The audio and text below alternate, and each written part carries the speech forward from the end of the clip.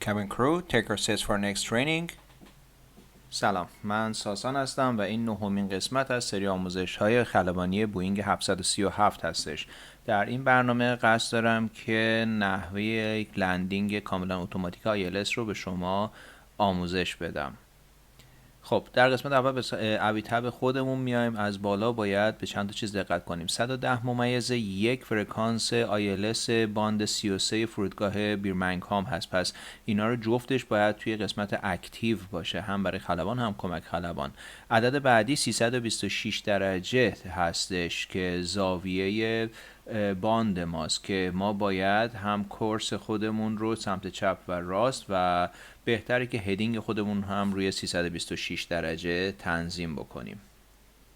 خب بعد از اون با فشار دادن دکمه اپروچ هواپیمای ما به صورت اتوماتیک خودش رو تنظیم میکنه تا در ارتفاع مناسب و در حذاء مناسب قرار بگیره با باندمون.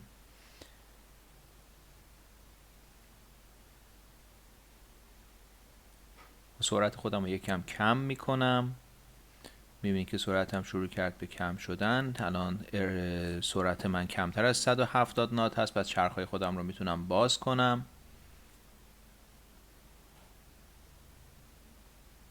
میبینیم که ارتفاع داره کم میشه. میبینید که 3 تا چراغ چرخ هم ثبت شد، یعنی 3 تاشم روشن شده. یکم فلپ خودم رو بیشتر باز میکنم. از این درجه میتونید ببینید که فلپ های من داره باز میشه. این عقربه ها نشون دهنده اوناست.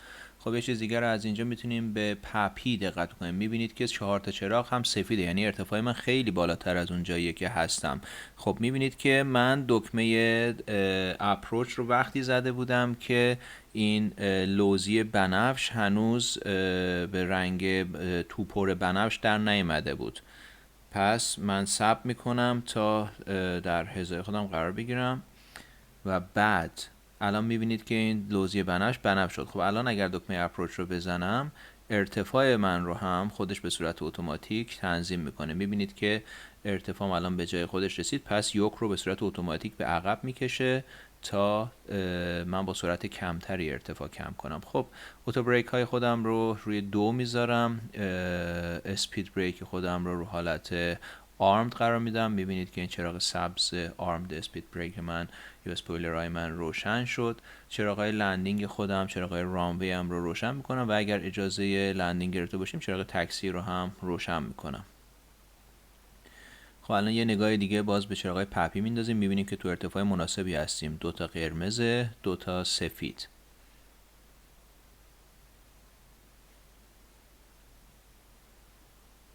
یکم سرعت خودم رو کمتر میکنم. من باید با سرعت 140 نات بشینم. این رو روی 145 نات تنظیم میکنم. خب دکمه اتنشن رو برای کابین کرو میزنم و بهشون اعلام میکنم از اویتب خودم که ما در حال نشستن هستیم.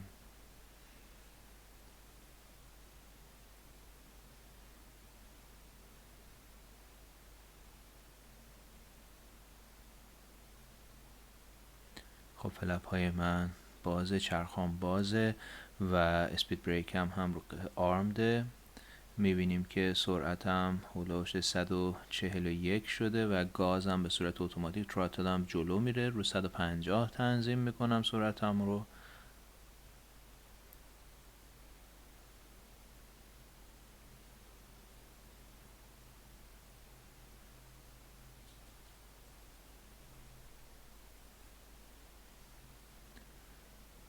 خب یک نگاهی به اطراف میندازم.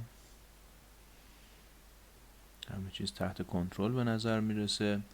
خب الان دارم با 61.962% قدرت موتور خودم کار میکنم و سرعتم تقریبا روی 150 ثابته با همین شیبی که دارم به پایین میرم. این قسمت رو که میبینی 430 420 410 این ارتفاع من رو از سطح زمین نشون میده، نه از سطح دریا.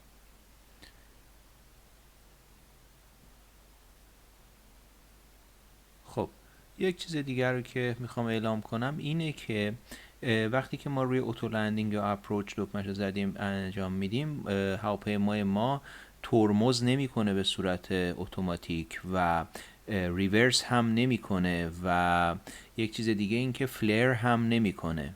فلر به حرکتی گفته میشه که ما در لحظه لندینگ نوک دماغه هواپیما رو بالا میدیم تا در لحظه لندینگ بتونیم فرود نرمتری رو داشته باشیم. اگر همین جوری بریم احتمال اینکه چرخ جلوی ما بشکنه و یک لندینگ سختی رو داشته باشیم زیاده. پس ما لحظه آخر کاری که باید بکنیم این هستش که AT یا همون سرعت اتوماتیک خودمون رو خاموش میکنیم و با فشار دادن دکمه سمت چپ روی یوک خودمون میتونیم از حالت اتوپایلوت در بیاریم هواپیما رو. صبر میکنیم تا سرعتمون به هول و هوش، یعنی ارتفاعمون به هول و هوش 20 پا برسه. بعد از اینکه به صورت صوتی هم اعلام کرد 20 پا، گازمون یا تراتلمون رو به صورت کامل میخوابونیم و فلر میکنیم، یعنی یوک رو کمی به سمت خودمون میکشیم تا کمی دماغه هواپیما به بالا بیاد. بعد از اینکه چرخهای عقب ما به زمین نشست میبینید که اتو بریک من فعال شد. من ریورس میکنم تا هواپیما سرعت خودش رو راحت تر بتونه کم بکنه. خب بعد از اینکه سرعت من به هول و هوش 80 نات رسید، ریورس رو دیگه رها میکنم و اینجا اگر من ترمز رو هنوز فشار نمیدم، با پدال ها کاری ندارم، اگر پدال ها رو فشار بدم برای هواپیما کنترل چپ یا راستش، به این قسمت توجه کنید. این چراغ نارنجی بالای اتو بریک روشن میشه وقتی که من با پدال ها ترمز رو بگیرم و بخوام که هواپیما رو خودم دیگه کنترل بکنم. به چراغ بالا توجه کنید، ببینید نارنجی شد. خب دیگه اتو بریک خودم رو میتونم خاموش کنم، دیگه فلپ های خودم رو میتونم ببندم، میبندم فلپ خودم رو، اسپید بریک رو میتونم ببندم و با سرعتم وقتی دیگه به 40 نات رسید کمی هم میتونم گاز بدم تا از خروجی مورد نظر بتونم خارج بشم. امیدوارم که این برنامه براتون مفید بوده باشه. تا برنامه آینده، خداحافظ.